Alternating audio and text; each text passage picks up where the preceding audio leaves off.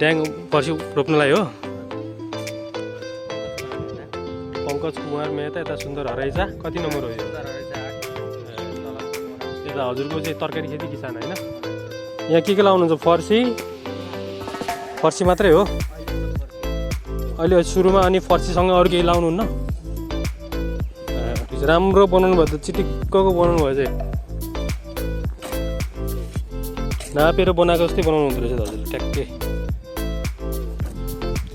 यो डोरीदेखि यताको डोरी चाहिँ अर्को ड्याङको डोरीसम्म कति 1 मिटर हो?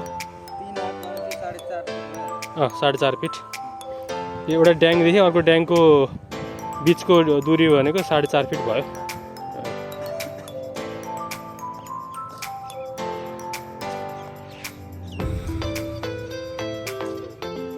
सबैमा मल्चिङमै लाउनुहुन्छ?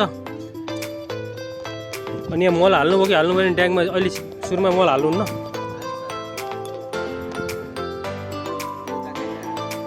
जोत्दाखेरि के हाल्नुभयो यहाँ?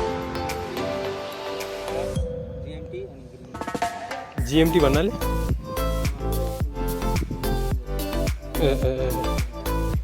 अनि अब त्यसपछि अब भने चाहिँ पोकलमा हाल्नु न, पाल पारेर हाल्नु न? पाल पारेर पनि नभए पाल पारेर पनि हजुरले पोकल पारेर त्यो भर्मी कम्पोस्टको धुलो नभए चाहिँ हजुरले त्यो राम्रो गोबर ठुलो भएपछि लाउनुहुन्छ। त्यो चाहिँ हजुरहरू बिगामा गर्ने बुझ्नु नि भएको छ। तर मेरो सुझाव चाहिँ सुरुमै पोकल पारेर हाल्नु, अनि काँचो मल नहाल्ने, पाकेको मल गोबर मलै हाल्ने, एकदम धुलो मल हाल्ने, त्यसलाई चाहिँ उपचार गरेर हाल्ने, हालेर अनि